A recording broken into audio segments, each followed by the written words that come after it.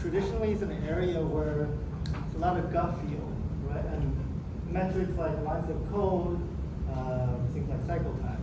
So we're here to change that. The reason for it. So we focus on bringing, leverage AI to bring out holistic insights that really show how teams are built, coached, and scale. I believe that is the future of all high-performance tech companies. It's how they're going to operate. So my co-founder at B.E.L.L.E. has been in the industry for a while, 40 plus years to be concise. And typically in our roles, we're getting like roughly around six-figure budget to drive engineering performance, right? So in fact, when Siva was director of engineering at Indeed, he had to build one from scratch for the whole company.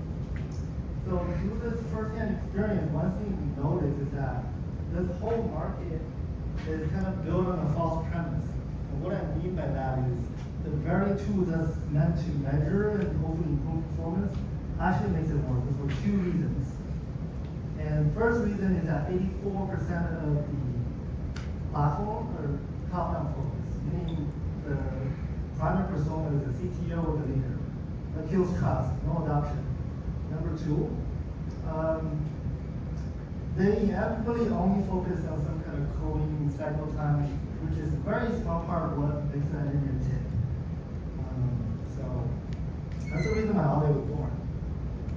So we do focus on trust, and how do we do that, right? Number one, we focus on getting the data, automate the data from the place where you work, and down-coding data, Slack, communication, web.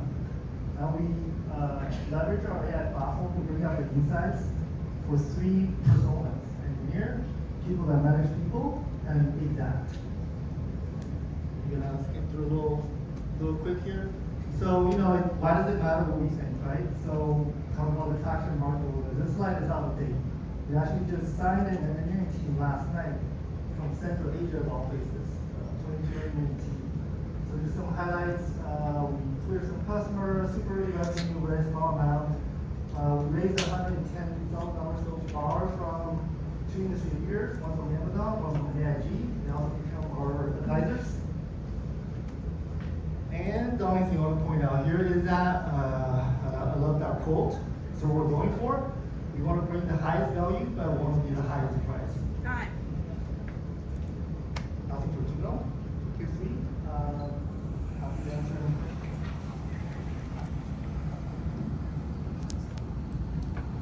So the big challenge is, as not in the future, but as now, the large language model is replacing to write the code automatically, do the QA automatically. When all your story run, that's the big challenge, because you are using your platform to reduce the overload of the management team. Now it's all automated by models. Love that question. I think the question is around, so if LLMs are automating away coding, why does it matter? Awesome question. What we realize is that coding is an output. The input is not coding. The job of a software engineer is not coding. It's a very small part. The decision making, and when you come to a team, the collaborative, people in the team solving problems, be agile, deliver results like all these AI companies, that's the key. It's not coding. And the TM part. Or TM's not our So you are trying to improve productivity for the product management part instead of coding and QA part, right? We have three personas. Number one is engineer. Number two is engineering manager. Number three, we're engineer focused. For traditional market space, we're going to I'm sure you've heard of B.E.L.L.E, Jellyfish, Morosite, raised 100 mil or so. They're top-down focused. So those guys focus on metrics. They focus on like top-down, come together.